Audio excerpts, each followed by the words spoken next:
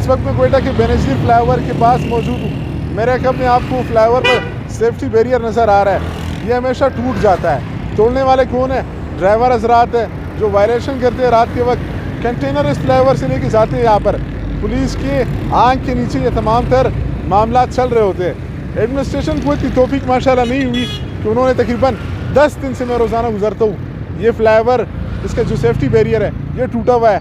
ना हमजा के शफकात साहब को नज़र आता है। वैसे तो वो कहते हैं स्लेब के लिए पैसे कौन ठीक करेगा। ये फ्लाईओवर बना तकरीबन इसको बनने में 8 से 10 साल लगे हैं। अब दोबारा इसके टूटने में मेरे ख्याल में बड़ा कलील अरसा लगेगा। इस फ्लाईओवर में जो गैप है, जो फासला है उसके टॉप पर, वो बढ़ता जा रहा है, जिसकी वजह यह है कि इस पर रात के वक्त ओवरलोड ट्रक वगैरह जाते हैं, कंटेनर जाते हैं। ये रोकना किसकी जिम्मेदारी है? हुकूमत वक्त की, पुलिस की जिम्मेदारी है। वो तोड़ करके चले जाते हैं अपनी आसानी के लिए।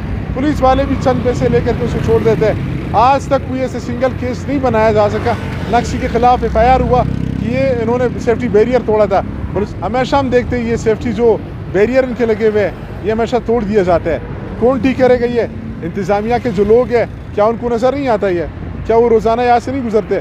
खुदारा ये बलुस्तान का एसेट है, एहसासा है, इनको यहाँ पर सेफ्टी बैरियर लगा दे। रात को हम जाते हैं, ओवरलोड कंटेनर से गुजरते हैं। अगर ये खुदा न खास्ता टूट जाता है, बलुस्तान में वैसे तरीक़ाती काम माशाल्लाह नहीं होते, अगर ये टूटता है चीज़ें ख़राब ज़्यादा होती है, बनती कम है। खुदारा इनको मज़ीद ख़राब होने से बचाए। अब तक के लिए कोयटा वाइज से मनान मंतोखिर को दीजिए इजाज़त। तब तक के लिए कोयटा वाइज देखते रहे।